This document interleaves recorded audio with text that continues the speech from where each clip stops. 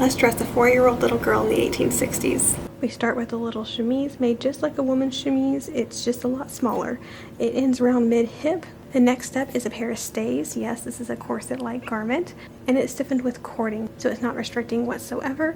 Its really only purpose is because young children often do not have hips on which to set petticoats.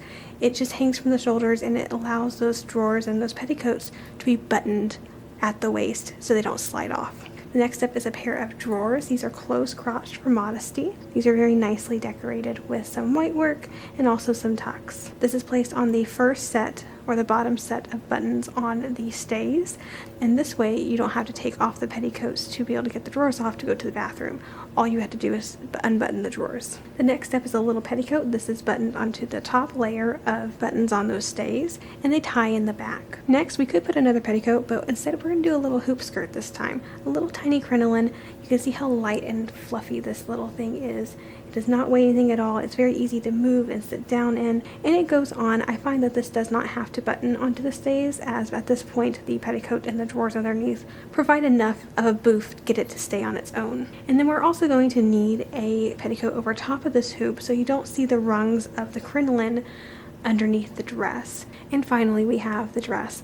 This is original from the 1860s. Beautifully braided with soutache braid on the skirt and also at the waist, and a little bit at the sleeves as well.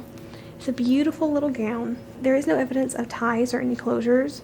All I can see are little pin marks, and it wouldn't be uncommon for a garment such as this to pin shut with very tiny little dressing pins, as I'm doing here. And finally, the last step. This is a little sack coat that matches the dress. It is also original, came with the dress, made of the same fabric, braided and everything, just adds an optional layer for warmth or what have you. And there you have it, dressing a little girl in the 1860s. All these layers are quite light. They look like a lot, but they really aren't.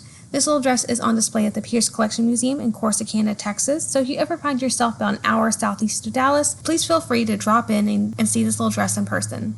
If you would like to see me make up all the underpinnings in this video, I put the link in the description so you can click it and watch at your discretion. Thank you!